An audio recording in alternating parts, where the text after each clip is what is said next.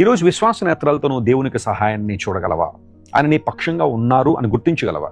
అనారోగ్య సమస్యలు నీ ఉన్నా, ఆర్థిక సంబంధ ఇబ్బందులు నీ ఉన్నా, ఒంటరితనంలో నువ్వు నలిగిపోతున్నా, నిందలు అవమానాల మధ్యలో కనీసం భోజనం చేయడానికి కూడా అవకాశం లేని పరిస్థితులు ఉన్నావేమో. నీ ఆఫీసులో కావచ్చు, లేదా నువ్వు పనిచేస్తున్న స్థలంలో ఒక సంఘర్షణ నువ్వు ఎదుర్కొంటూ ఏం చేయాలో తెలియని పరిస్థితుల్లో అవమానంతో ఉన్నావా?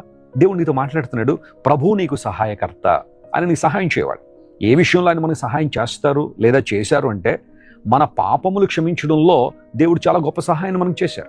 మనలో ఏ ఒక్కరు కూడా దేవుని తండ్రిని పిలవడానికి యోగ్యత కలిగిన వారం కాదు. నిత్య రాజ్యంలో ఉండడానికి మనలో ఏ ఒక్కరికి అర్హత లేదు. దేవుని రాజ్యములో ఉండడానికి మనలో ఏ ఒక్కరికి యోగ్యత లేదు. కానీ యేసుక్రీస్తు ప్రభు ఈ లోకానికి వచ్చి సిలువలో మన కోసం మరణించడం ద్వారా, తన అమూల్యమైన ప్రాణాన్ని మన కోసం సిలువలో ధారపోయడం ద్వారా ఆయనే మధురమైన ప్రేమను మన మీద కుమ్మరించి తన చేతులు చెప్పి మనల్ని పిలిచాడు. ఇప్పుడు ఎవరైతే ఆయన స్వరానికి లోబడి ఆయన మాటకు విధేయత చూపించిన దగ్గరికి వస్తారో వారి పాపములను దేవుడు క్షమించి వాటిని అగాధ స్థలముల్లో వేసేశాడు.